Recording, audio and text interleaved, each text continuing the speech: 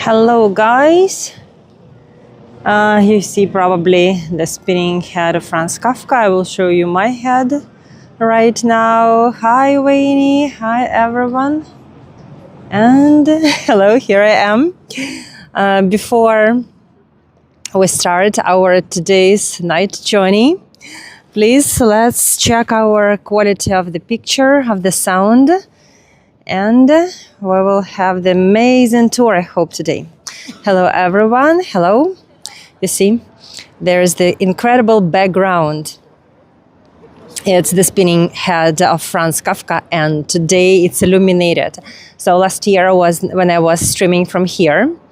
It was just plain. It was illuminated, but with the white light, and they kind of reconstructed it, fixed it a little bit, the wires inside, and they changed the illumination. So now at night, when this show is happening, and it's happening every sharp hour, the head spins, and these different 42 layers are spinning as well. Just they're showing the turmoil that Kafka had in his head, and the head is illuminated with different colors.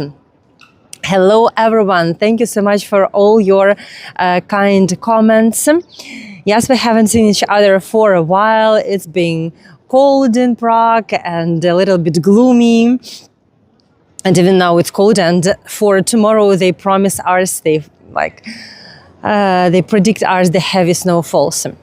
So, hello everyone again. We are today having the new tour because I have never shown you the streets of Prague before. We will be talking about love. Yesterday was St. Valentine's Day, and Prague is the city of lights, of love, of incredible stories. The city has the layered history and the layered architecture. So if you peel off the houses, you will see different architectural styles.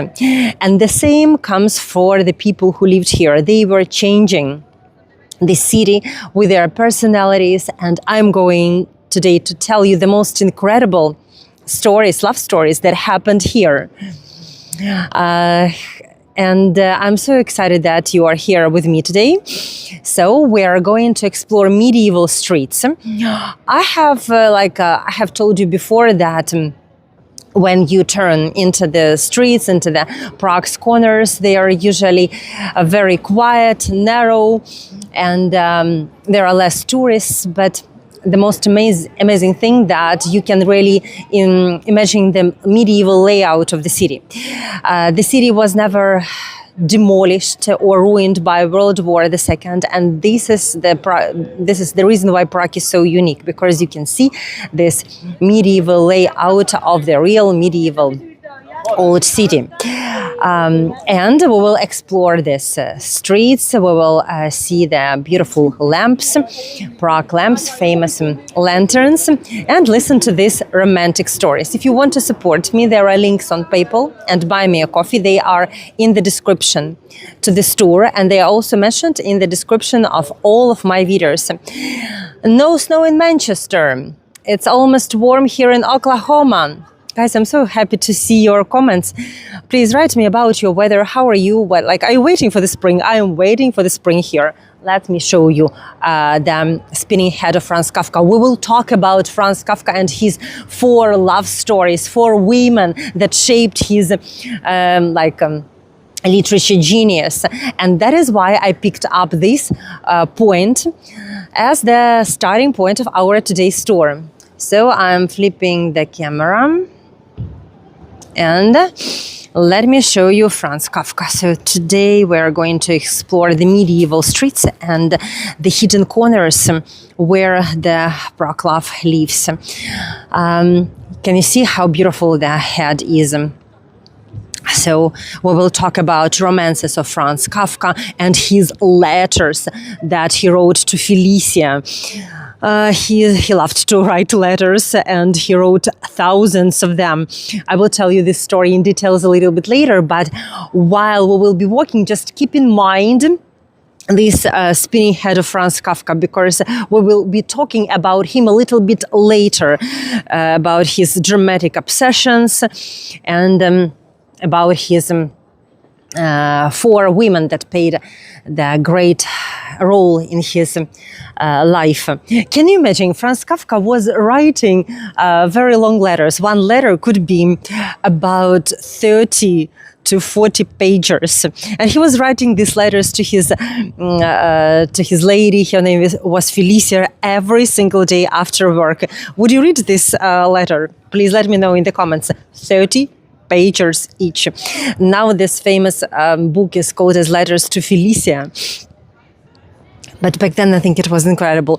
Even I just thought, now we are communicating through the messengers like WhatsApp, Telegram, and things like that.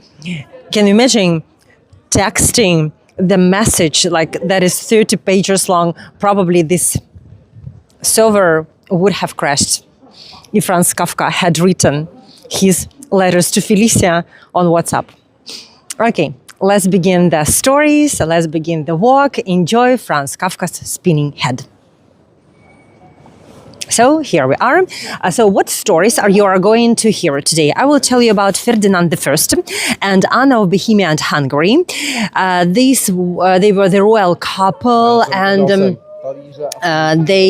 their marriage was arranged, but it was a good marriage. They loved each other. Then we will talk about this quiet Franz Kafka and his genius, and I will tell you the Oscar Kokoschka.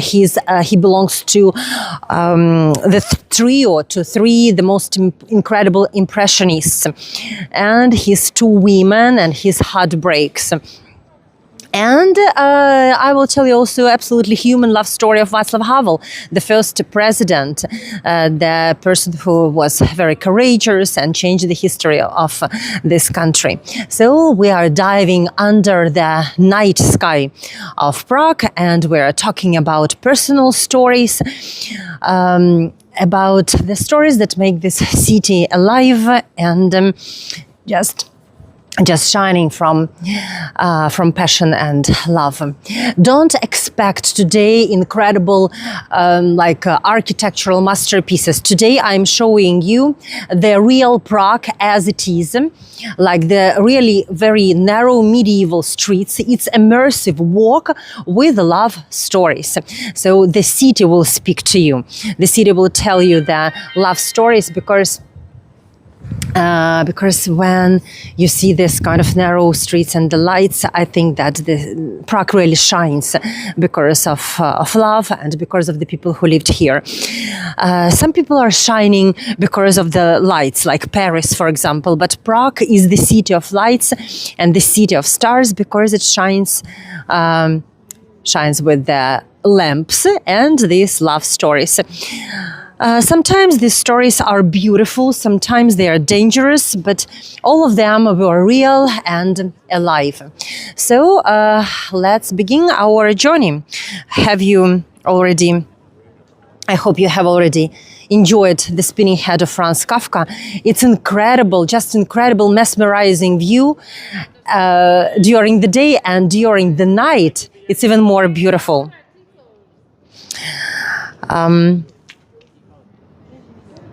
Let's dive into the night Prague. Some stories that happened here, they really changed the architecture of the city as well, like the first story that I will be telling you. The story of Ferdinand I and Anna of Bohemia and Hungary. We are heading to the old town. So currently I'm in the new town with this modern and the most incredible piece of modern art, the spinning head of Franz Kafka. And right in front of me is the entrance to the old city. That is why my first story will be kind of in chronological order about Ferdinand I and his precious wife, Queen Anna. So let's begin, and we are entering the old medieval Prague. You know that when we are reading about these old times, we always kind of imagine the political marriages. They were arranged, but this marriage was different because. Like when it was happening at the beginning of the 16th century. Anna was born in 1503, and she belonged to the very powerful Jagiellonian or Jagiellonian, probably Jagiellonian dynasty. I will show you this couple. It will be on your screen right now. So this is Ferdinand I and his wife, Queen Anna. And, you know, she was very important princess because she was like the walking prize, a walking geopolitical jackpot, in the sense that she inherited Bohemia, Hungary, and she was just 16. And she knew that whoever married like her, this person would rule half of the Central Europe. And in the 1521, she married Ferdinand I. As we're entering the medieval city, I would like to point this beautiful bird. It's an owl. So this was the ancient traffic light. By the way, I have, you see my kind of additional light, you will see now more beautiful. So this owl, if it was hanging up like with the head up, it means that the carriages could pass through this entrance, through this gate, and it was possible to accommodate the carriage and your goods there. But if the owl was hanging upside down with the head down, it means that it was full house and no carriages were allowed to enter the old city. It's an amazing medieval traffic light that it's still here. It's just incredible. And these beautiful stone, cornerstones, they are of different shapes. They were protecting the corners of the buildings from the carriages and the wheels of the carriages. Today we will be passing like many of them, and some of them, sorry, like you don't see me, you see Ferdinand. And some of them stone corners, they even have faces and facial expressions. Some are simple and ugly, but they are alive in Prague, and all are here, and they remember the story of these old carriages. We're entering the old city, and I'm continuing the story of beautiful couple Ferdinand and Princess Anna, or Queen Anna. Okay, so here we are. Let's go. So Anna, she was just 16. That was 1521. She married Ferdinand, and like Ferdinand was not the king back then. He was the younger brother of Emperor Charles V, and he was not kind of a superstar in Europe, and he wasn't a king. But history often changes, and a little bit later, the brother of Anna, he died. He was fighting with Ottomans, and he died, and that was the moment when Anna inherited everything. So she inherited the Bohemia and Hungary. And she was already married with Ferdinand, as you remember. So they married. And this is how Ferdinand became the king of Bohemia and the king of Hungary. So because of her, because of Queen Anna, Ferdinand entered Prague, and he belonged to the Habsburgs dynasty, which means this was the way, the reason why Habsburgs entered Prague, because of Queen Anna. Look at these incredible cornerstones. So this is how they look like, and they're still standing here. So Prague began to be under the rule of Habsburgs. Ferdinand arrived here to Prague and he saw the magnificent city. He saw the Gothic towers, the old town, Charles Bridge was already standing, the castle, Prague Castle was here. And Ferdinand and Anna began to transform Prague. So it was medieval, and instead of medieval city, they added some Renaissance and Baroque. These cornerstones, this was the entrance to the old town. They are huge here. So if you look at my height, so I'm standing here and they are as big as myself. Can you imagine? So these are the medieval cornerstones. Really like the pieces of history that is alive here. Let me know, is it interesting for you to talk about cornerstones? I will be standing today, stopping from time to time and pointing out to them because I love cornerstones. They are like letters from the past. They're saying, hi, we're here. We have seen so many love stories, so many people, horses, carriages, and triumphs and misfortunes. I want to show you the Church of St. Martin, and then we will go to this medieval layout. Look at this beautiful lamps. So how Prague was changed under the Habsburgs? They came to Prague Castle, and they changed this Prague Castle that was actually the medieval fortress into the Renaissance residence. So they invited the Italian architects, they invited artists, musicians, scholars, and Prague became a very important city. Then Ferdinand I built incredible royal garden, and it's the most beautiful Renaissance building here in the Czech Republic, and some people consider it the most incredible Renaissance building in the central Europe. I will show you now the palace of Queen Anna on the picture. And you're looking at the Church of St. Martin. So here is here it is, the palace, the royal palace. We have there the tours during summer, during autumn and spring.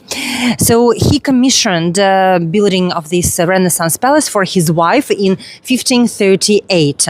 And it's known as the Queen Anna's Summer Palace. It was built specifically for his wife, for Queen Anna. And that was a big deal because it wasn't like a war monument. It was just a present to wife. But unfortunately, Anna didn't see it because she died.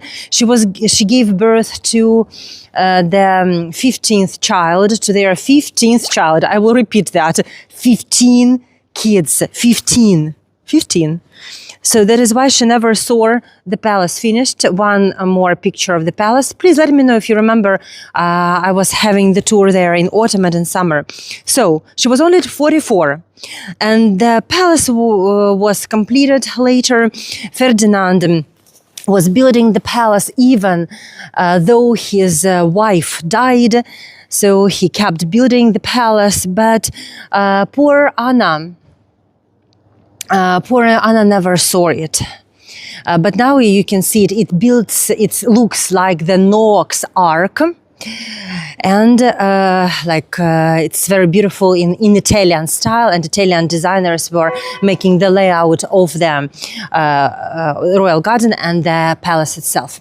So the Church of St. Martin in the wall belongs to the 12th century, and it's the incredible piece of the really old architecture here. 15 children, yes, especially in those times. Poor lady died at 44. She was very young, just 44 years. And what is interesting, guys, you know what is interesting? Usually, as I know, the kings, they would remarry very quickly. But Ferdinand, never remarried. He loved his Queen Anna so much that he never remarried again. That was a big deal back then, because like usually they had like the next day or the next year they had the new lady.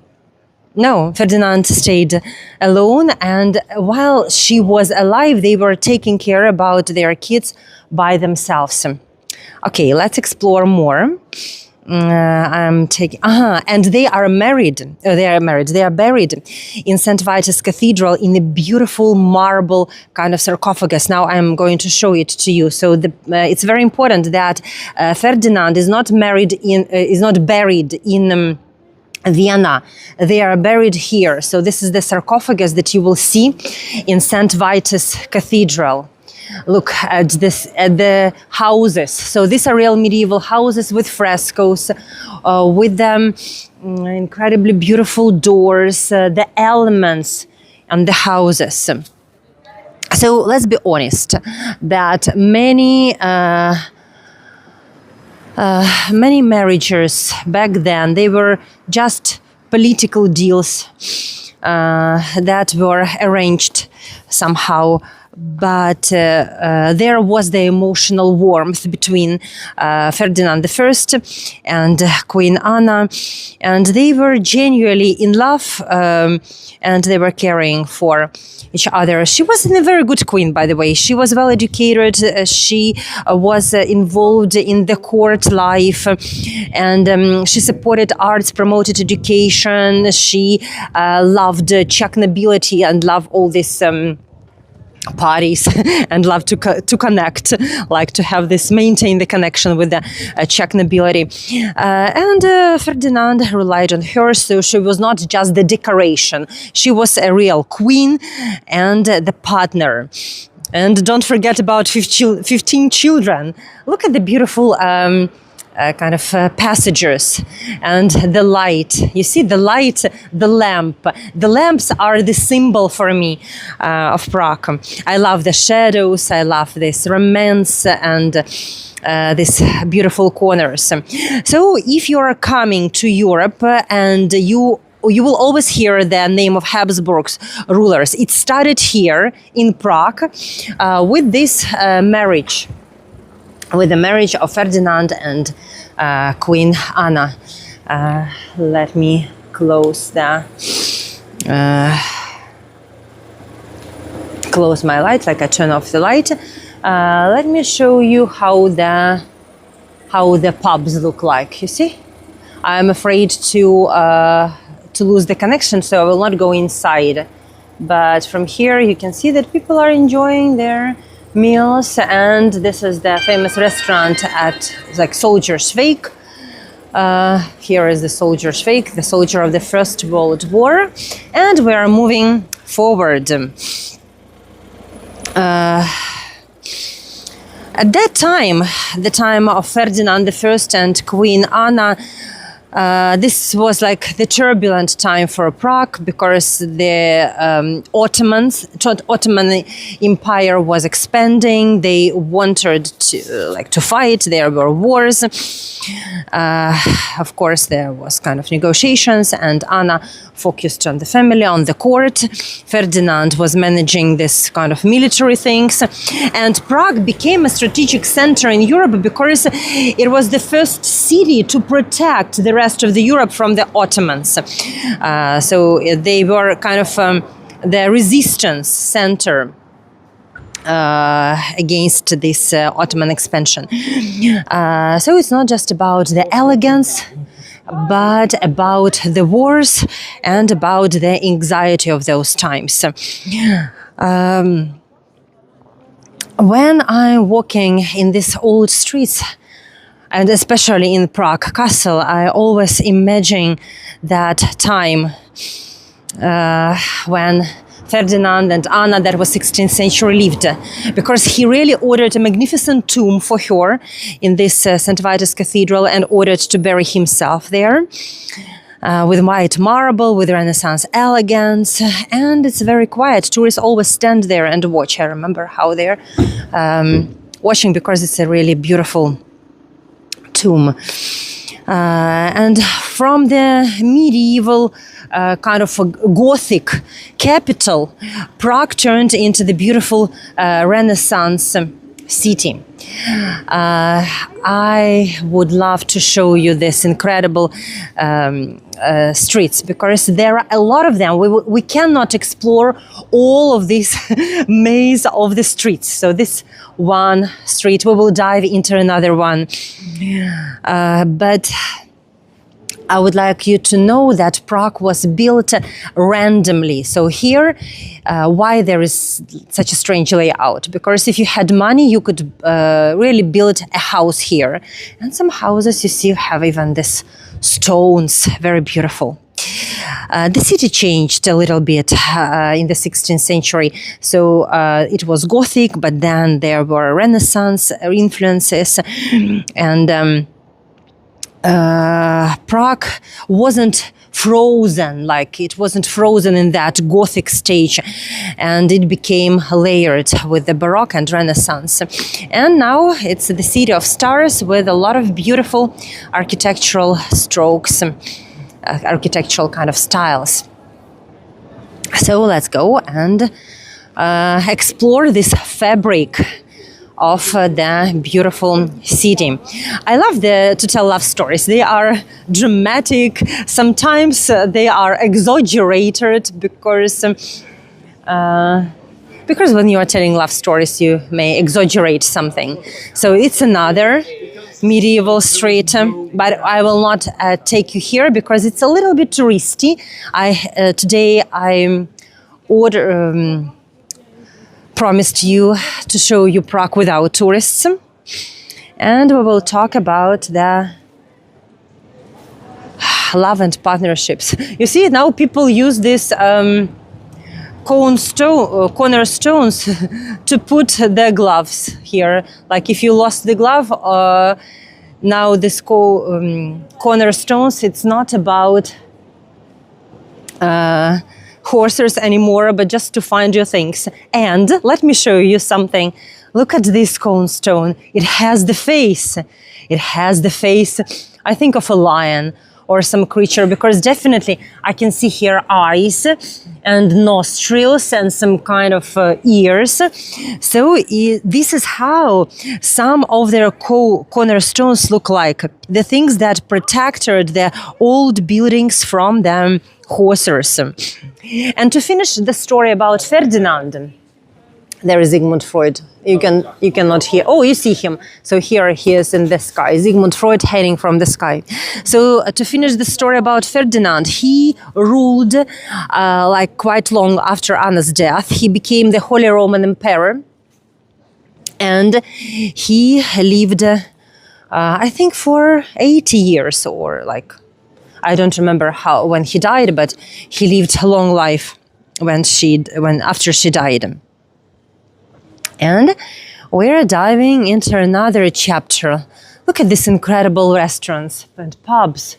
So we have reached so-called Bethlehem Chapel. Jan Hus was preaching here. You remember the monument of Jan Hus? He was burnt at stake in the 16th century because they proclaimed him as heretic for heresy. But actually, this was the beginning of Protestantism. He was the predecessor of Martin Luther.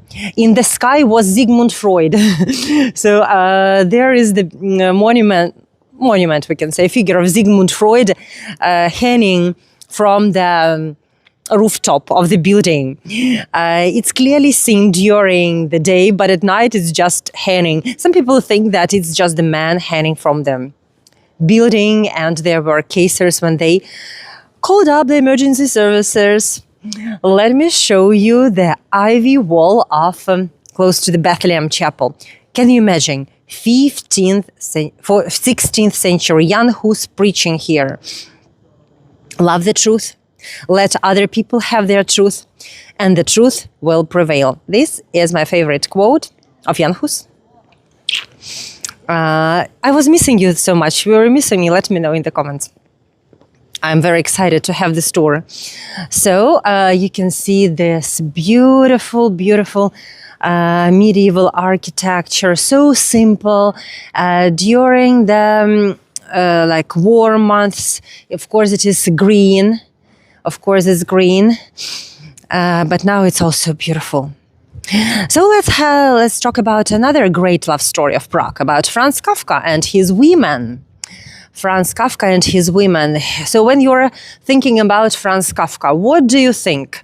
Are you thinking about love? Do you think about love? Or probably you think about some dark stories about bureaucracy, anxiety, because he was always like nervous, Franz Kafka, and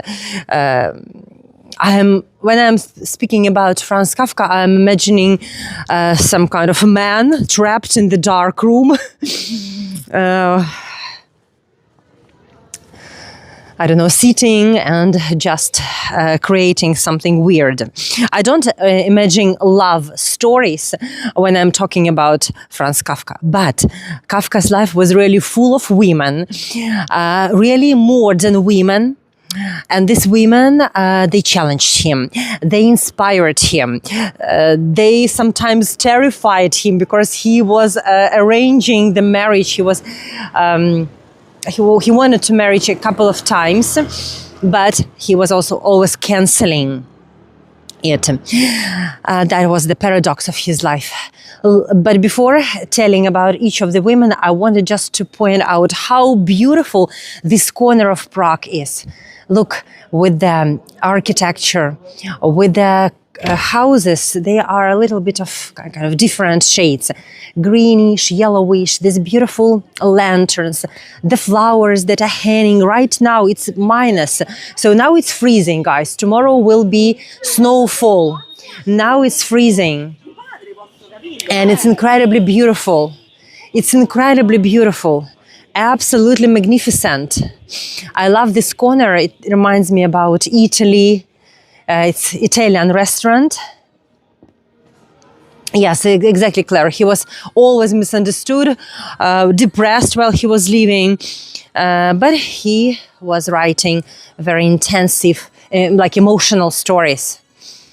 I love this layout, like this beautiful corner of Prague where you can see like the architectural styles with this Italian coziness.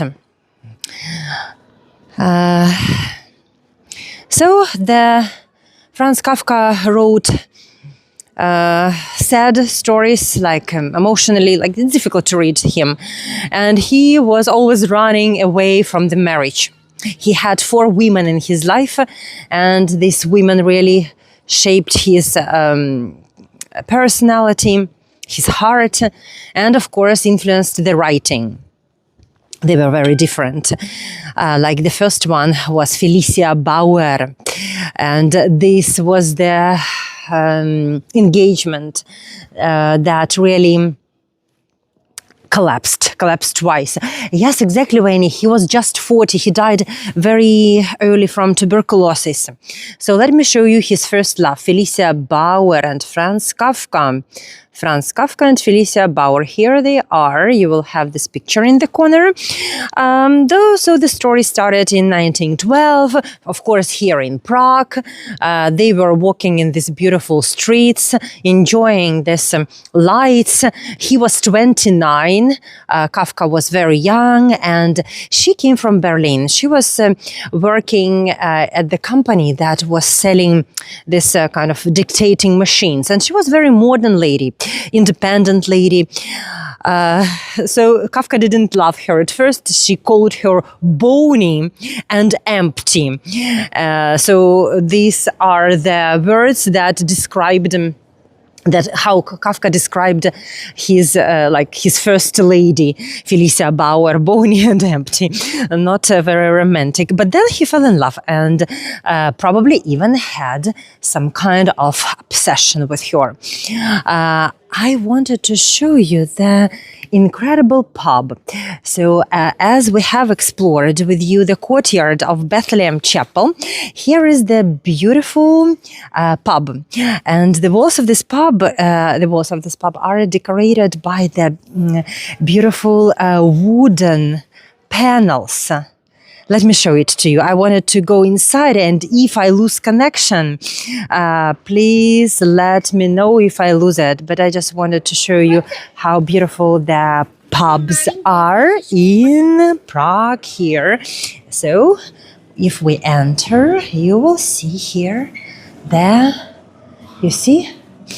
you will see here the walls, and the walls are decorated with this incredible medieval scenes, like they are carved in wood. And you will see the chandeliers, like medieval aesthetic chandeliers, and you will see the pictures of old Prague. So, how do you like that? Let me know. I will show you here in the close. You see.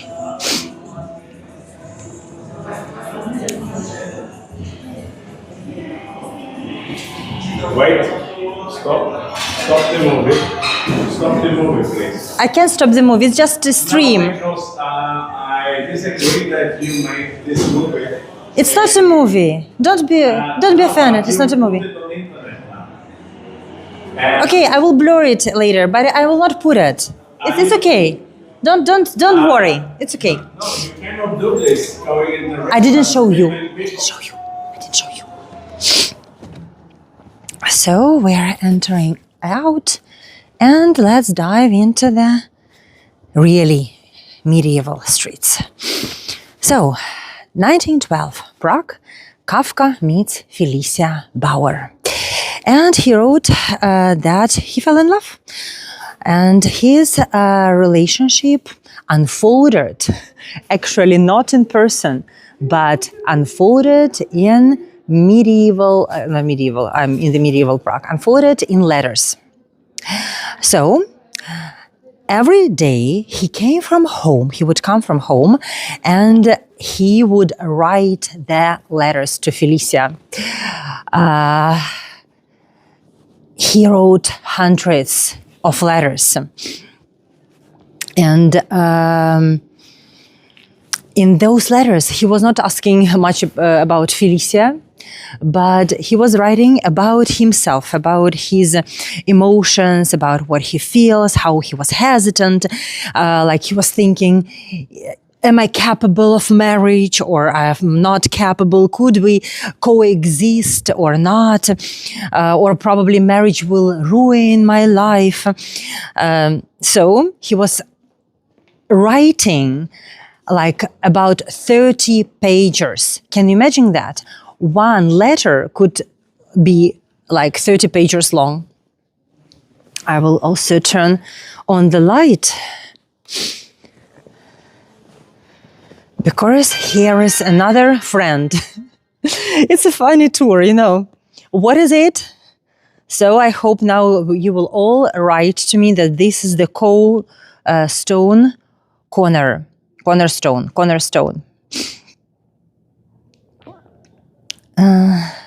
And again, look at the Prague streets. I think that it's an incredible layout for love stories, for the movie. So Kafka was writing the letters to Felicia. And at some point he proposed, but then he panicked. And then they got engaged. And then something strange happened. Franz Kafka called it hotel tribunal, because in 1914, Felicia, with some other people, I think it was her sister and a friend, they had a talk with Franz Kafka in the hotel about his emotional letters to another woman.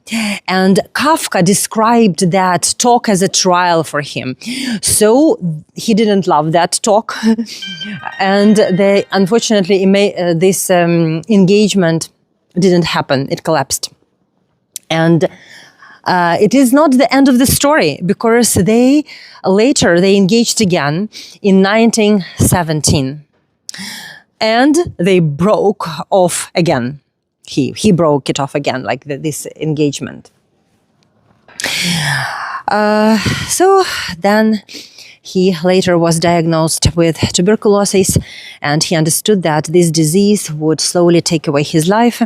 Felicia wanted to have stability in her life, and Kafka was always saying that, like, how could I stay at home with one lady and to have this domestic life, like the prison. So they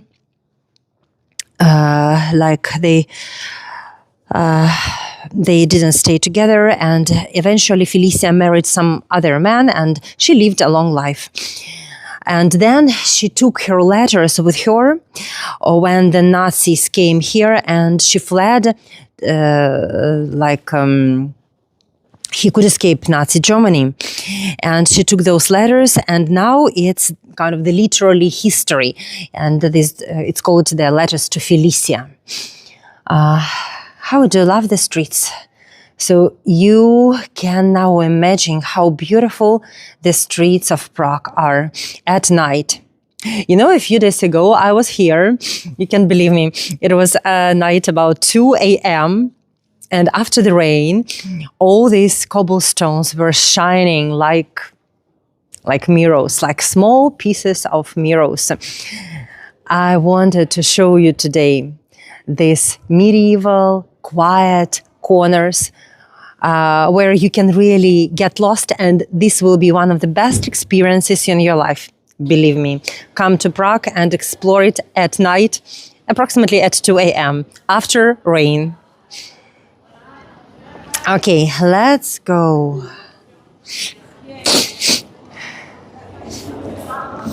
Let's go. So that was the first story. The next woman, Julia Vohrizek, something like this. She was the daughter of Prague shoemaker.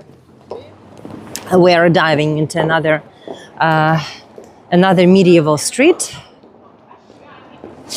Another medieval street, and I will show you another lady. This is the daughter of shoemaker. And she was also quite independent and practical, and she had her own hat shop here in Prague. Just look at this street, guys. I just feel that Franz Kafka will come to us from this street. She was unmarried. She was 28. At this time, it was quite, strange for the lady to be unmarried, and she was slightly nervous. And then they engaged. Kafka was already sick with tuberculosis, but they engaged, and they even published the official announcement. And Kafka was running in Prague. He was searching for the apartment to live together. And then Kafka told about his engagement to his father. Those of you who have read Kafka's stories knows that Kafka had very complicated relationships with his father, and his father really exploded. He became very angry, and he wasn't impressed by this lady because she didn't meet his expectations. It was okay for him. Like Felicia was okay for him, but this daughter of the shoemaker was not good. A good couple for a good match for for France, as his father thought, because he was thinking that she was not equal to the son of the successful merchant, and Franz Kafka was devastated. He was very. Became very sad and even angry, and he wrote a long and painful letter to his dad. He was explaining his childhood emotions, fears, feelings, and he never sent this letter to his father. because his father was kind of heavy, complicated, and quite dominant, critical, and Franz Kafka always felt small in the shadow of his father. So that was one of the reasons of his anxieties and things like that. So I wanted to turn into the corners, like into the streets, into the courtyards. And sometimes in Prague you can find like the strange cow, for example, the cow with the clock on it. That letter was very important. It was very tragic, and Franz Kafka really was showing his kind of like the cruelty of his dad and how his dad was emotionally dominating.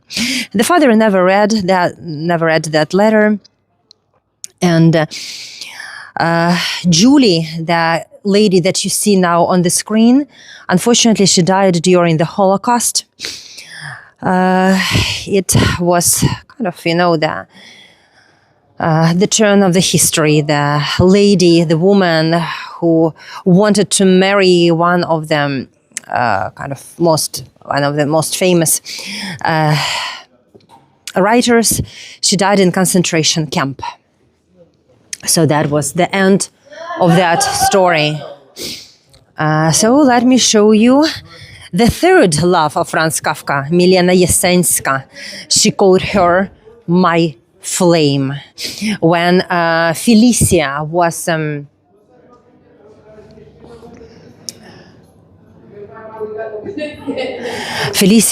was very stable, Julia was very simple, and now the flame of Franz Kafka.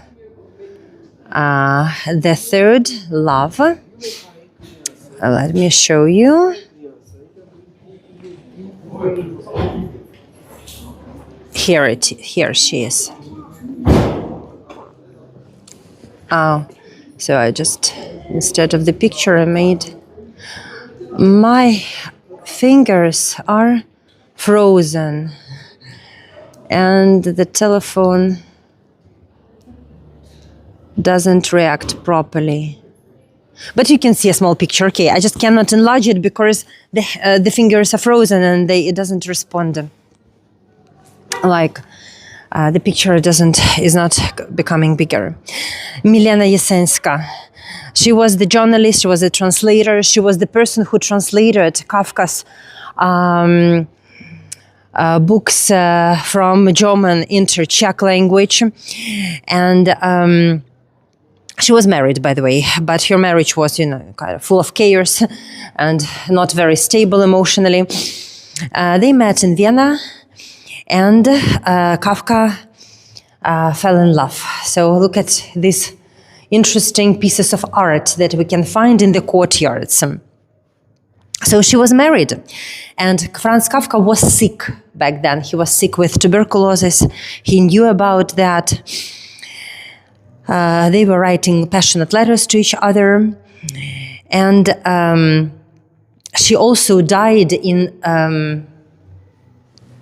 concentration camp in 1944. She died there, but she was very brave, and she stood against fascism. That is why she was imprisoned in concentration camps. But what is interesting is that when Kafka died, she wrote the most beautiful, how it's called, guys, when the person dies, obituary probably. No, his letters to Felicia were published. It's like a book, like letters to Felicia, they are published. But I don't know what about the letters to this lady. To Milena. So she wrote to him the most beautiful obituary. And I will read to you the obituary that Milena wrote to Franz Kafka. It's very emotional, but it's, the tour of the empty streets, and you will feel it. So she wrote about him. Few people truly knew him because he walked his own path. He was devoted to truth. He was frightened of the world. His illness gave him the unimaginable fragility. and terrifying intellectual refinement. He was shy, he was restless, he was gentle and kind, and the books he wrote were cruel and painful. He saw the world as it was filled with invisible demons, and it was tearing apart and destroying by the human beings. He was perceptive, he was too wise to be able to live, and too weak to fight. Weak in a beautiful way. He was incapable of entering into battle with fear. He was the artist and a man with the sensitive consciousness. And he could hear even where the deaf mistakenly believed themselves safe. So this is the most beautiful words, the most beautiful obituary that she wrote to him. And the last love of Franz Kafka would be Dora Diamant. So this is Dora Diamant. I will be telling you about Dora, and now look at another restaurant. See, people are sitting, chatting. This restaurant is beautifully decorated inside with the drunk people or somehow people who are drinking a lot of beer. Let's dive into another street. So we are coming to the point of time in Kafka's life when he was really sick and when he knew that he is already dying. So this is what you can see in the window shops of Prague. House signs, like this house signs, tell you about who lived in this house back then. So Dora Diamant was young, and she was from the Jewish family in Poland. And you know what Kafka did? He did something extraordinary. He lived with this lady without any engagement. They simply lived together in Berlin. They were sharing the small apartment. They were struggling with illness that Kafka was struggling with, tuberculosis, with the fact that they were not rich. They were struggling with the shortage of money. But Dora supported him. She cooked, cared for him, encouraged him, and he was writing kind of a little bit peacefully during that time. And when he kind of became really, this illness became very unbearable for him, she stayed close to him, and he died later at the age of 40, and Dora was with him. After the death of Franz Kafka, Gestapo confiscated many books, but she could keep some notebooks and letters. And thanks to her, some of the kind of pieces of his thoughts were survived. Then she married, she survived, and she always supported the memory of Franz Kafka. So we are now going to dive into another medieval street. And here is the surprise for you. I'm going to tell you the story of Václav Havel, the president, and I wanted to show you what hides behind the doors, behind these wooden doors. Sometimes there are fantastically beautiful courtyards. Guys, don't forget that these doors are made for you with my love and a lot of preparation. And if you're enjoying them, you can support me on Buy Me a Coffee and on PayPal. And the links are mentioned in the description of this video, to this stream, and also in the description to all of my videos. Love you so much. Thank you for your support. Very grateful from the bottom of my heart. Let's go behind the closed doors. You will see something amazing. Believe me. Okay, so here we are. I take away Dora. How long did Kafka live with tuberculosis? So it was diagnosed, I think, in 17. He died in 1924, probably for 7 years, about 7 years. So Kafka really wanted love. He was tender. He desired love. He desired emotions. He was he worked as the insurance office. So I'm struggling with my light. Here it is. And he was afraid to lose himself in the marriage, in this kind of relationship. So, because probably for him marriage meant responsibility, no compromise, I don't know, he feared that the marriage could suffocate his writing. So that is the reason why he was never married. And when we are walking through Prague streets today, you will see a lot of houses where Kafka lived, and you can probably even feel the tension of his heart. Look at the medieval street. Isn't it incredible? It's just incredible. And the stories, they really matter, because when you are close to the astronomical clock, and Charles Bridge and castle, you can see this beauty, but just dive into the city and you will see these corners. Look at this deer. So this is like the fairy tale. The fairy tale. It's a beautiful courtyard. When we are talking about love stories, love is not simple. It's always complicated. It's always layered. It's sometimes full of fear, misunderstanding. This is what love is.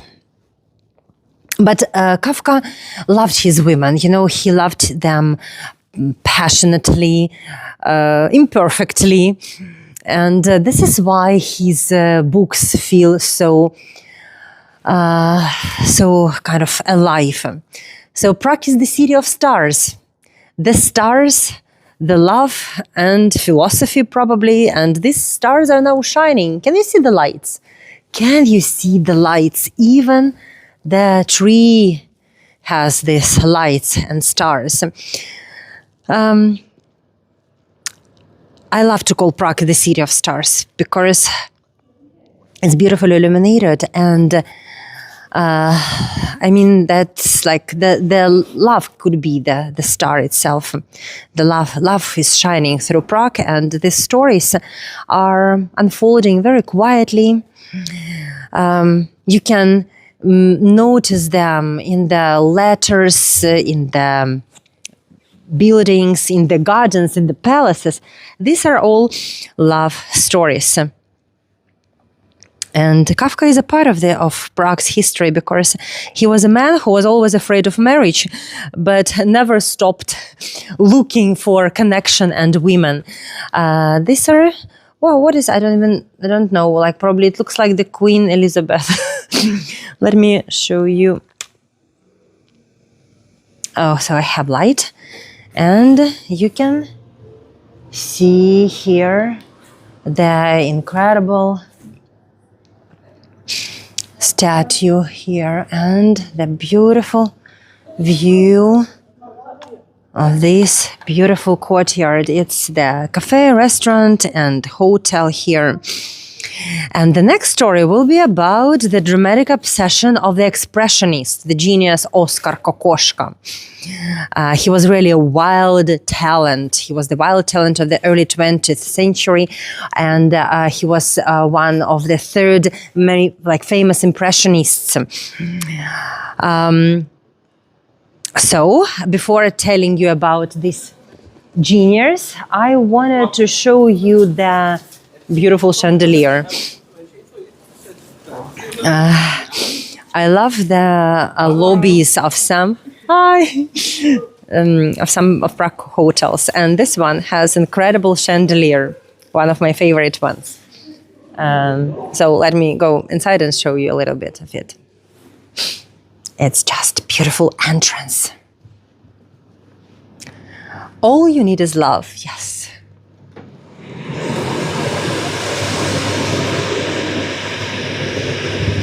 Look how very beautiful.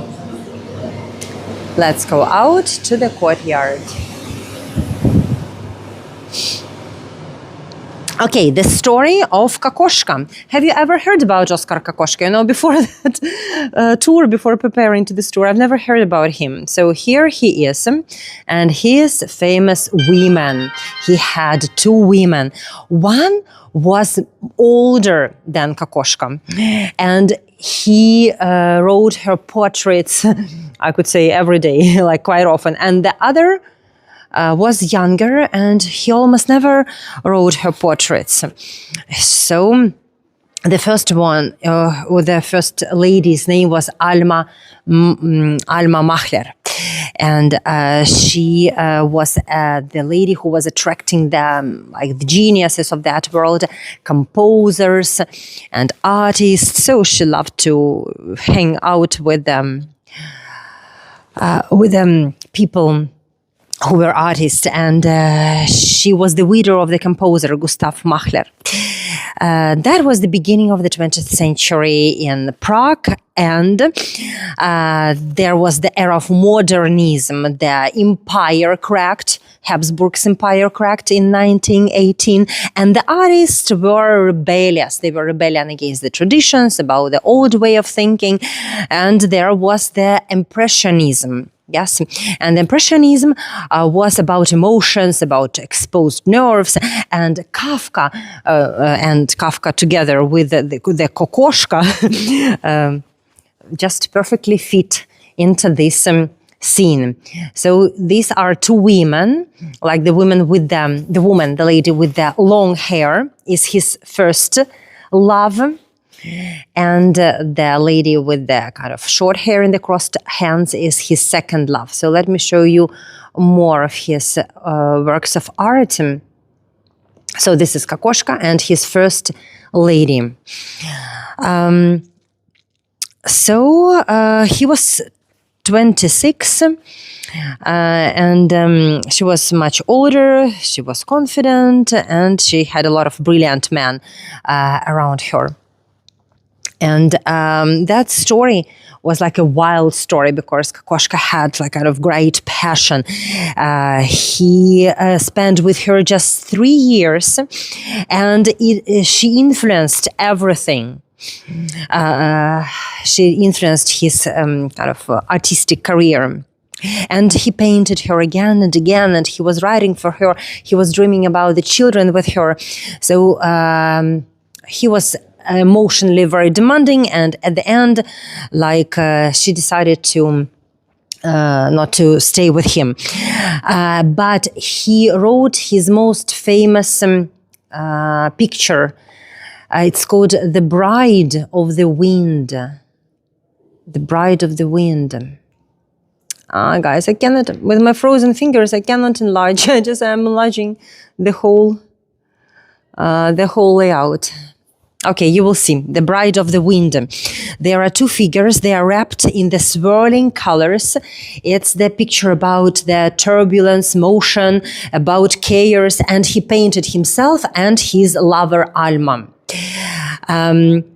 I will tell you why it's so important. Just now, let me say goodbye to this incredible courtyard, and then I will finish the story about Kokoschka and his love. I wanted to hear, I don't know, your compliments to this beautiful, beautiful courtyard in Prague, because it is incredible. I hope that you enjoyed exploring the streets and the hidden corners of this incredible city. I just wanted desperately to show you something new. I was thinking about going to Vienna or to Dresden, but it's a little bit tiresome. It involves tickets and accommodation. And I was thinking, I have never shown you the lonely Prague streets. So today we have explored that, and I would like to hear your feedback. Now you're going to see astronomical clock at night. And there, this is our final point of our destination. We will finish about Kokoschka, the story of Kokoschka. So let's go. Let's go. I love that. Frozen berries. So these are the real berries, I think. So he wanted to kill himself, if she left him. And it was a kind of a very heavy story, I would say. So then came the World War II. Kokoschka went to the army, and he was wounded, and he survived, but he was heavily wounded. And when he came home, he found out that she married another guy. She married the architect. So imagine this famous artist, impressionist. He came from war. He returned wounded, and he discovered that his woman, this woman was very important for him. He was emotionally attached to her. She married someone else, and she really collapsed psychologically. He suffered this breakdown. He had hallucinations, obsessions. He refused just to forget this lady. And you know what was the solution? And the solution was the doll. Listen to the story. It's interesting love story. He ordered a huge doll, a real human doll. And hi guys! From Italy! Sicily! Guys from Sicily! Ciao Italia! Ciao! So, guys from Italy. Kokoschka ordered a doll, and she took her to opera. She took her to the carriages with him. Everywhere he was taking this doll with him. The doll represents Alma, like that lady who married another guy. Can you imagine? His friends were very surprised that Kokoschka was carrying that huge doll with him everywhere. So again, some streets of Prague. And he even sent the detailed instructions to the maker of the doll, how the skin should look like, and how the body would be shaped. So he wanted to have this doll as realistic as possible. And they delivered this doll to him. He dressed her in elegant clothes, and he was taking it everywhere. In the carriages, in the opera, he painted this doll, kind of like putting here the makeup for her. The people were horrified. Some people were laughing, but that was a tragic performance. However, this performance never lasted, didn't last forever. It was kind of for a short period of time, because once he was under the kind of alcohol, under the fuel of alcohol, and Kokoschka destroyed the doll. He beheaded her and covered in wine to simulate blood on her body. Can you imagine that story? It sounds absurd now, but this story really reveals the emotional state of this poor impressionist, his heartbreak, his obsession that was wrapped in this kind of awful anxiety, and his artistic character that he had. And he, for some time, he lived here in Prague. In 1930s, he was living here when the city offered some space for him to breathe, to paint, to rebuild, because in Germany, his art, they didn't love his art. And he lived here in Prague. And then he moved when Nazis advanced here, he had to flee, and eventually he was living for the rest of his life in Britain until the 1980, and he lived a quite a long life up to 1980. So the man who ordered the doll to create his kind of lover lived the modern era of what the 1980s. That was the era of disco, probably. Yes, 1980s. So that is the honest story of Kokoshka and Alma, and it's the interesting story. I really loved it.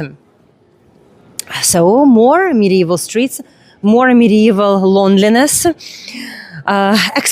These impressionists are always about emotions, intensive emotions, and sometimes they are not very healthy. But these emotions are on the surface, in their pictures, but also in the stories like this one about the doll, because that often shakes people, and even today. I absolutely love the houses and this archers with passages with archers. Look at this medieval passage. And this Alma, she lived a quite full life.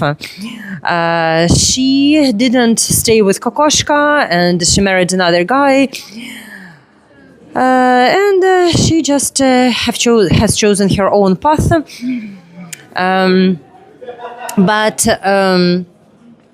But also, that was the extreme story, you know. Okay, let's go through this incredible medieval passage. I love showing you medieval streets. And another great story of cartoonist Jean Dyche and Zdenka. He was the American. Lost audio. Guys, is there audio?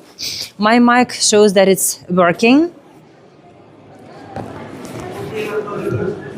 Okay, guys, we need some kind of technical feedback. I need some technical feedback from you. Can you hear me? Because I see that my mic, you see, it has the light, the green light, which means it's working. Can you hear me? Can you hear me? I am entering the Old Town Square, finishing our today's tour. Audio is fine, okay. So we will continue. Thank you. So, great American animator. Do you know the cartoon Tom and Jerry? Have you ever heard about this cartoon, Tom and Jerry?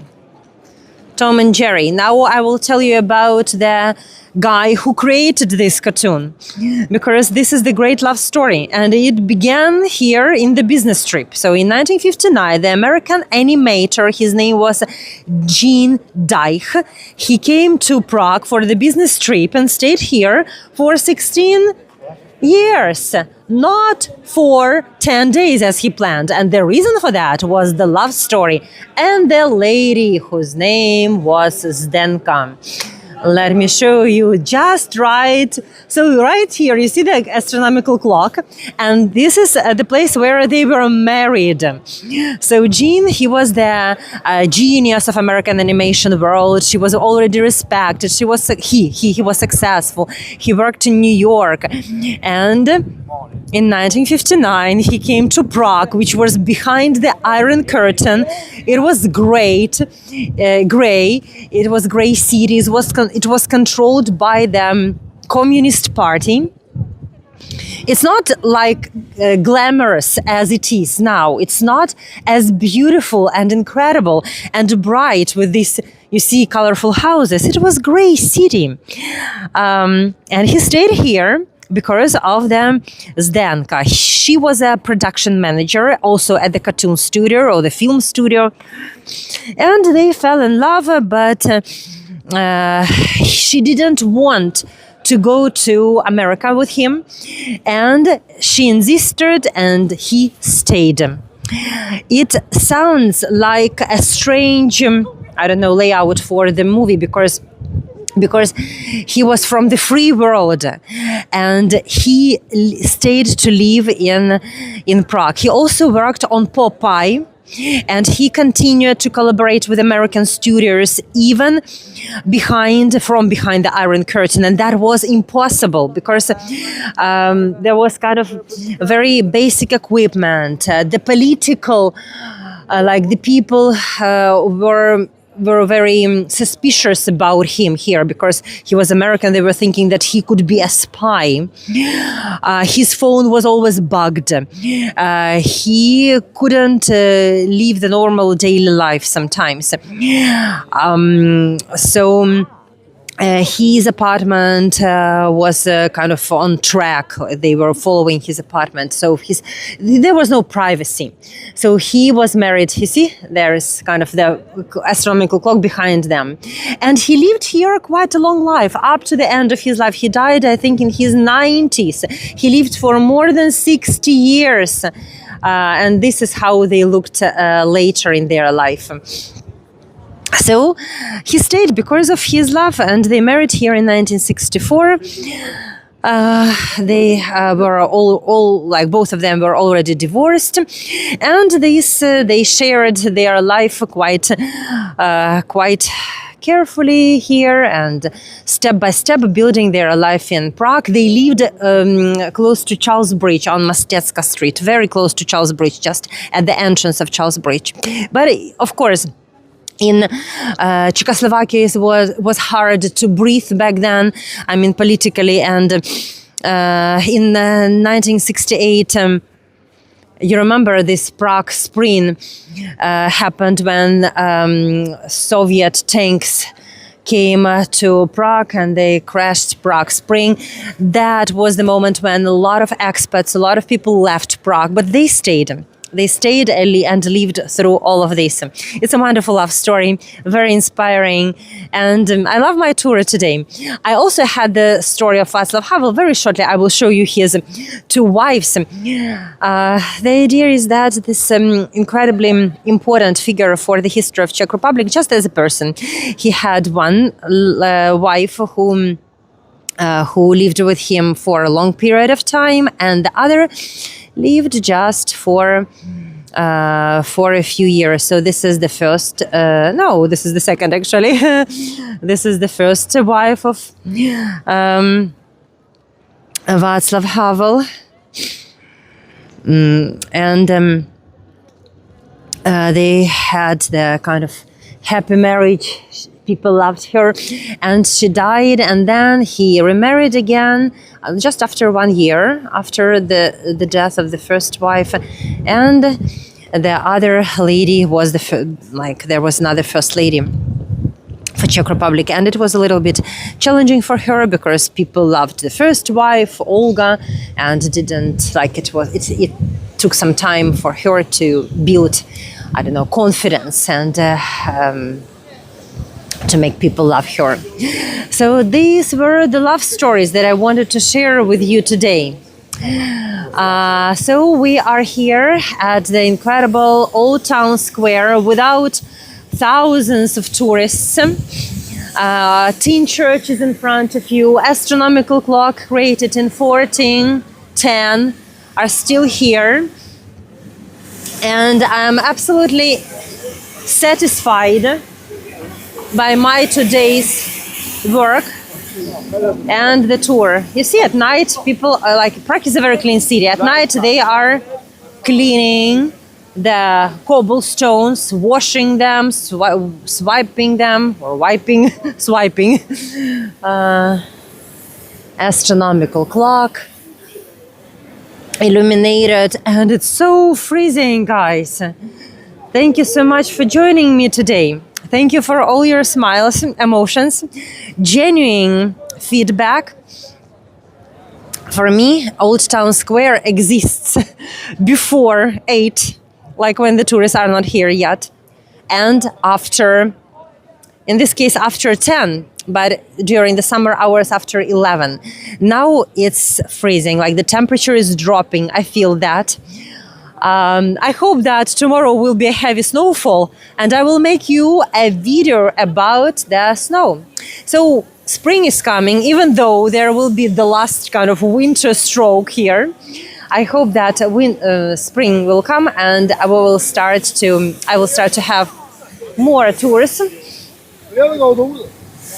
Like this machine is chasing me. You see? Thank you so much for your presence in my life. Thank you for your donations. You can find the links to PayPal and Buy Me a Coffee in the description to this video and in all the descriptions of my tour. Love you so much, showing you the incredible medieval tin church, Gothic emblem of Prague. Here we are. You see? And I love showing you this medieval streets. So behind the towers, behind the crowns, there are also the story of the queen. You remember the story of the young queen who came here as the bride, but Ferdinand built for her the summer palace. There are the artists who changed the city, and there are love stories that are still shining. And the Prague is shining not because of the beautiful lights, electric lights, but because of the stories that are hidden in this city. So if you're enjoying my videos and my stories, please follow my channel and I will try to create something new for you. I know, guys, I've been quiet a little bit. But I was dancing, so that was my new passion. But now I will be quietly, step by step, returning to my previous activity, and I will try to combine and intertwine two passions in my life: dancing and traveling and showing you the world. It was a lovely tour, guys. It was a lovely, emotional tour because I'm so charged with my energy. I haven't done my tours, like online tours, for some period of time. So you will see me probably a little bit more often. So see you next time when there will be a little bit warmer, but I will try to make some video about snow in Prague. Thank you and goodbye. Love you all. See you next time. Bye. Goodbye. Thank you to everyone who is contributing, who is donating, who is supporting me. That means a lot to me. Thank you. Bye. It's so lovely to read all your comments, you know. It's so inspiring. You can dance around Prague for the next tour. It's an idea, you know, Wayne. We will dance. Not we will dance. I will dance. In the jacket, it's a little bit not comfortable. We will wait for comfy weather, comfy temperature, and probably you will see me dancing. You know, I'm inspired to show myself to the world. Thank you. Bye. Love you. Sending you hugs from the medieval Prague. Bye. So let's finish with this iconic view. Tango? No, not tango. I'm dancing bachata.